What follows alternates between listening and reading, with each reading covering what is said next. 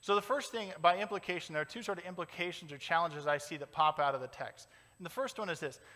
We need to be fully devoted disciples of Jesus Christ. And for some of you, you say, I'm in, I have been for years. Great. For some of you, you say, I've never done this. Well, today's a great day to consider what that means, if not to make the decision. For some of you, and we have people all across the country who have done this, who have gone to church week in and week out and have relegated it to morality, and that's it. And haven't quite, they stepped in the door, but didn't go on the journey.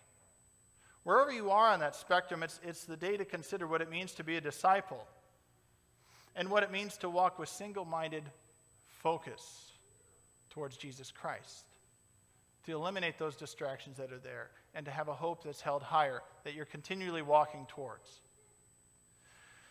There's this interesting moment in John 6. It'll come up on the screen. Jesus says some very hard words, as he does so often. He says, very truly I tell you, unless you eat the flesh of the Son of Man and drink his blood, you have no life in you. Hard words. He goes on, he says, when the people were released in the Exodus and were in the desert, God gave them manna, and you know what happened? They still died. He says, unless you eat the flesh and drink the blood, you have no life. And then he turns to his disciples. It's not just the 12, it's a broader group of disciples, and he says, this is a hard word, isn't it? And some of them start to filter away. And in 67 of John 6, he says, you do not want to leave too, do you? 12. And Simon Peter gives, I think, the response of a disciple. He answered him, Lord, to whom shall we go? You have the words of eternal life. We have come to believe and to know that you are the Holy One of God. To whom shall we turn?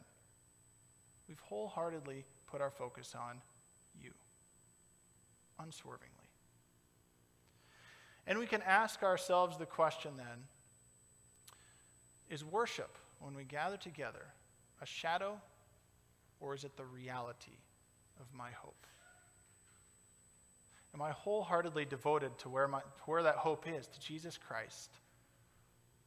Or am I here for self-fulfillment, to feel good, just to better me? There can be good things that result from all of those, but that's not the reason we worship. That's not the reason we gather together. It's not just about good morals and personal fulfillment. Pastor Tim Keller of New York had a great tweet this week. He said, paraphrasing Jesus, Jesus says, I want you to follow me so fully, so intensely, so enduringly, that all other attachments in your life look weak by comparison. That's what a disciple does. That's when it changes from shadow to reality.